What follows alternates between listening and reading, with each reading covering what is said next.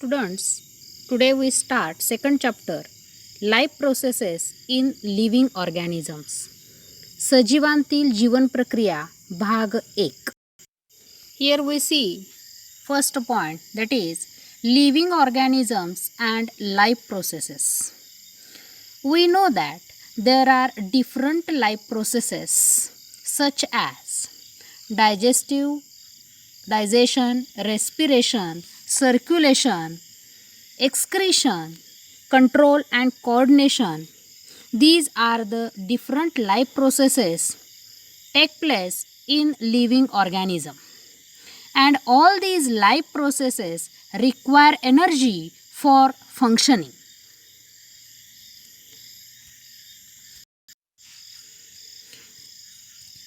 From carbohydrates, proteins, fats, lipids, all living organisms get energy. These are the sources of energy, and this energy is harvested by mitochondria present in each cell.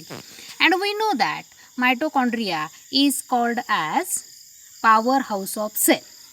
आपल्याला माहिती आहे की मायटोकॉन्ड्रियाला आपण मराठीमध्ये तंतुकणिका म्हणतो, आणि तंतुकणिका जी आहे त्या तंतुकणिकेला आपण त्याला आपण ऊर्जा निर्मिती केंद्र असं म्हणतो. तंतुकणिकेला काय म्हणतो आपण? ऊर्जा निर्मिती केंद्र.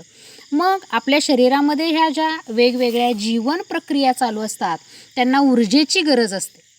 त्या अविरतपणे कार्य करत असतात, आणि कार्य करण्यासाठी ऊर्जेची गरज असते. We know that energy is necessary for doing any kind of work. कोणत्याही प्रकारचं कार्य करायचं असेल तर आपल्याला ऊर्जेची गरज असते. And that's why this energy is provided with the help of nutrients. न्यूट्रिएंटच्या मदतीनं या प्रक्रियांना ऊर्जा मिळवण्याचं किंवा पुरवण्याचं काम केलं जातं. आणि ही ऊर्जा महत्त्वाची कुठं निर्माण होते आपल्या शरीरामध्ये? मायटोकॉन्ड्रिया, तंतुकणिकेमध्ये. तंतुकणिका कुठं असते? पेशीमध्ये. It is not like that only foodstuff is sufficient for energy production, but oxygen is also necessary. म्हणजे केवळ आपण ऊर्जा निर्मितीसाठी अन्नघटकच देऊन चालणार नाही, तर ऊर्जा निर्मितीसाठी अन्नाबरोबरच ऑक्सिजनची सुद्धा गरज असते. या दोन गोष्टींद्वारे आपल्या लाईफ प्रोसेस, जीवन प्रक्रिया ज्या असतात त्यांची अन्नाची गरज भागवली जाऊ शकते. We eat all various plant materials such as fruits, vegetables, as well as some animal products to get nutrients like carbohydrates, fats, proteins, vitamins, minerals. आपण आपल्या ऊर्जेची गरज भागवण्यासाठी वनस्पतीजन्य पदार्थ त्याचबरोबर प्राणीजन्य पदार्थ खातो, आणि त्यातून आपल्याला कार्बोहायड्रेट्स, कर्बोदकं, फॅट्स, स्निग्ध पदार्थ, प्रोटीन्स, प्रथिनं, व्हिटॅमिन्स, जीवनसत्व आणि मिनरल्स, खनिज हे आपल्याला न्यूट्रिएंट्स त्या आहारातून मिळत असतात. या ठिकाणी बघा, we obtain carbohydrates from milk, fruits, jaggery, cane sugar, vegetables,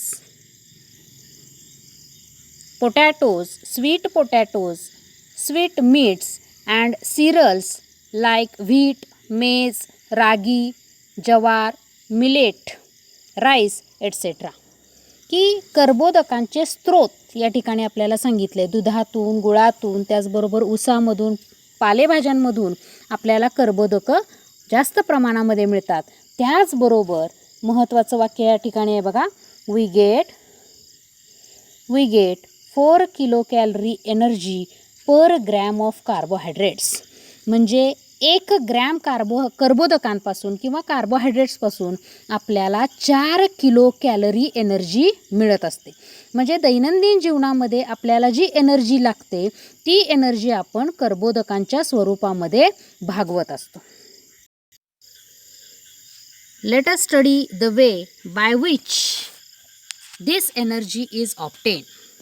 आता ही ऊर्जा आपण कशा पद्धतीने मिळवतोय आपल्या शरीराला लागणारी ऊर्जा आपण कशा पद्धतीने मिळवतोय ते या प्रकरणामध्ये आपण पाहणार आहोत. Living organism and energy production. Living organism and energy production. सजीव आणि ऊर्जा निर्मिती. In living organism respiration occur at 2 levels as body and cellular level. म्हणजे काय, सजीवांच्या मध्ये श्वसन ही प्रक्रिया 2 प्रकारे होत असते. एक म्हणजे बॉडी लेवल म्हणजे शरीर स्तर, and second is cellular level म्हणजे पेशी स्तरावरती. रेस्पिरेशन 2 प्रकारे घडतं. One is body level and another is cell level. Oxygen and carbon dioxide are exchanged between body and surrounding in case of respiration occurring at body level. Body लेवलला होणारं जे respiration आहे ते अतिशय सिम्पल आहे बघा. We know that breathing process, श्वसन प्रक्रिया आपल्याला माहिती आहे. आणि या श्वसन प्रक्रियेमध्ये आपण काय करत असतो, ऑक्सिजन आतमध्ये घेणं, शरीरामध्ये घेणं आणि कार्बन डायऑक्साईड शरीरामधनं बाहेर फेकून देणं. Inhale and exhale, these are the 2 processes related to body level respiration. Body level respiration. नाव in case of respiration at cellular level, foodstuffs are oxidized either with or without help of oxygen. म्हणजे पेशी स्तरावरचं जे श्वसन प्रक्रिया आहे या श्वसन प्रक्रियेमध्ये मात्र फूडस्टफ अन्न पदार्थ जे आहेत दे आर ऑक्सिडाइज्ड, त्यांचं ऑक्सिडेशन घडून येतं. म्हणजे ऑक्सिजनच्या सानिध्यामध्ये त्यांची रासायनिक अभिक्रिया घडून येते किंवा ऑक्सिजन शिवाय सुद्धा त्याचं रासायनिक अभिक्रिया घडून येते. म्हणजेच ऑक्सिजनच्या मदतीनं अथवा ऑक्सिजनच्या शिवाय पेशी स्तरावरती श्वसन प्रक्रिया घडून येताना आपल्याला दिसते. शेजारच्या आकृतीतील नावं आपण पुढील काही स्लाइडमध्ये बघणार आहे, तरीसुद्धा त्याची नावं अशा पद्धतीने येतील बघा. Nose, mouth, pharynx, larynx, bronchi, lungs, diaphragm आणि अल्व्हिओलाय. या ठिकाणी बघा, carbohydrates of the food that we consume every day are mainly utilised for production of energy required for daily need. आपली रोजची जी ऊर्जेची गरज आहे ती जास्तीत जास्त गरज आपण कार्बोहायड्रेट्स म्हणजे कर्बोदकांपासून भागवत असतो. This energy is obtained in the form of ATP. We know that the extra energy or energy produced in mitochondria is stored in the form of ATP molecule. For this purpose, glucose, a type of carbohydrates, is oxidized step by step in the cell. आणि या प्रक्रियेसाठी म्हणजेच कोणत्या ATP molecule मिळवण्यासाठी glucose is a type of carbohydrates. Glucose हे एक कर्बोदकाचाच भाग आहे आणि या ग्लुकोजचं ऑक्सिडेशन स्टेप बाय स्टेप होतं. This is called as a cellular respiration. यालाच आपण पेशी स्तरावरील श्वसन असं म्हणतो. ग्लुकोज या कर्बोदकाचं टप्प्याटप्प्यानं ऑक्सिडीकरण होणं यालाच आपण पेशी स्तरावरील श्वसन म्हणतो. Cellular respiration occurs by 2 ways or by 2 methods. One is aerobic respiration and another is anaerobic respiration. म्हणजे पेशी स्तरावरील श्वसन जे आहे ते 2 प्रकारे घडून येतं. एक म्हणजे ऑक्सी श्वसन, एरोबिक रेस्पिरेशन म्हणजे ऑक्सिजनच्या मदतीनं ऑक्सिडीकरण जे होतं आहे, ऑक्सिजनच्या सानिध्यामध्ये होणारं जे श्वसन आहे त्याला आपण एरोबिक रेस्पिरेशन म्हणतो. आणि ऑक्सिजन शिवाय होणारं जे श्वसन आहे त्याला आपण अनएरोबिक रेस्पिरेशन म्हणतो. म्हणजे cellular respiration take place by 2 method. One is aerobic respiration, that is oxygen is involved with the help of oxygen और in the presence of oxygen. And anaerobic respiration, that is in the oxygen is not involved actually अनएरोबिक रेस्पिरेशनमध्ये आपण म्हणतो की oxygen शिवाय होणारं जे श्वसन आहे त्याला अनएरोबिक रेस्पिरेशन असं म्हणतो. पण खऱ्या अर्थानं ऑक्सिजन शिवाय आपल्याला म्हणता येणार नाही without free oxygen. Free oxygen म्हणजे काय? ॲटमॉस्फिअरमधला ऑक्सिजनचा वापर न करता तो सजीव एखाद्या फूडस्टफमधल्या ऑक्सिजनचा वापर करत असतो. फॉर एक्झाम्पल ग्लुकोज जर आपण घेतलं तर ग्लुकोजचा केमिकल फॉर्म्युला आहे C6H12O6. म्हणजे या ग्लुकोजमध्ये ऑक्सिजन आहे. म्हणजे ऑक्सिडीकरणासाठी लागणारा जो ऑक्सिजन आहे तो सजीव त्या अन्न घटकामधून घेत असतो. That is in the absence of free oxygen. म्हणजे वातावरणामधला ऑक्सिजन न घेता अन्न घटकामधला ऑक्सिजनचा वापर करणं याला आपण म्हणतो anaerobic respiration.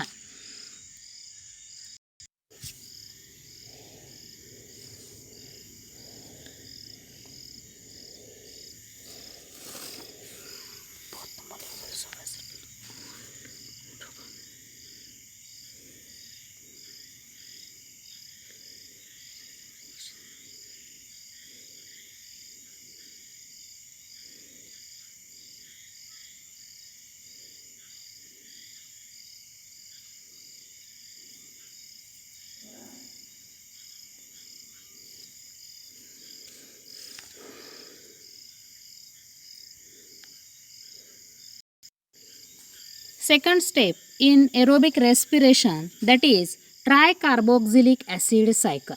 Here we see tricarboxylic acid cycle म्हणजे ट्रायकार्बॉक्झिलिक आम्लचक्र असं आपण याला म्हणतो. Both molecules of acetyl coenzyme A enter the mitochondria. याच्यामध्ये आता ट्रायकार्बॉक्झिलिक ॲसिड सायकलमध्ये काय होतं की ग्लायकोलायसिसमध्ये जे ॲसेटिल कोएन्झाइम एचे 2 मोलिक्यूल तयार झालेले आहेत ते दोन्ही मोलिक्यूल मायटोकॉन्ड्रियामध्ये प्रवेश करतात. Cyclic chain of reactions called as tricarboxylic acid cycle is operated on it in the mitochondria. आता मायटोकॉन्ड्रियामध्ये कोणी प्रवेश केला आहे? 2 मोलिक्युल्स ऑफ ॲसेटिल कोएन्झाइम ए. ॲसेटिल कोएन्झाइम एच्या 2 मोलिक्यूलनी मायटोकॉन्ड्रियामध्ये प्रवेश केला आहे आणि याच्यावरती मग काय होते? ट्रायकार्बॉक्झिलिक ॲसिड सायकलची रिॲक्शन घडून येते मायटोकॉन्ड्रियामध्ये. Acetyl part of acetyl coenzyme A is completely oxidised through the cyclic process and molecules CO2, H2O, NADH2 and FADH2 are derived.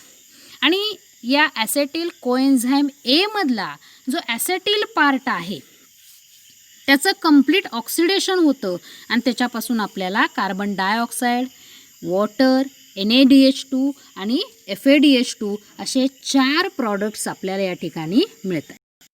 Third step of this aerobic respiration that is electron transfer chain reaction. Molecules of NADH2 and FADH2 formed during all above process participate in electron transfer chain reaction.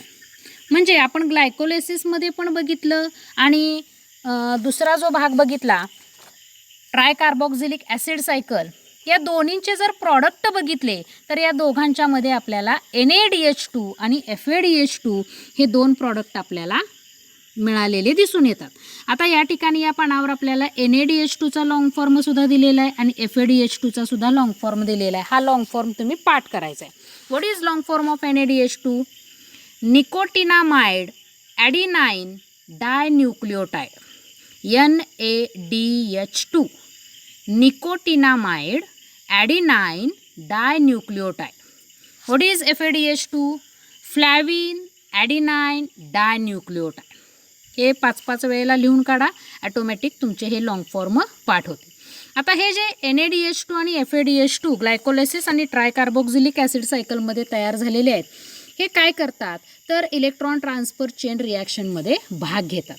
Due to this 3 molecules of ATP are obtained from each NADH2 molecule and 2 molecules of ATP from each FADH2 molecule.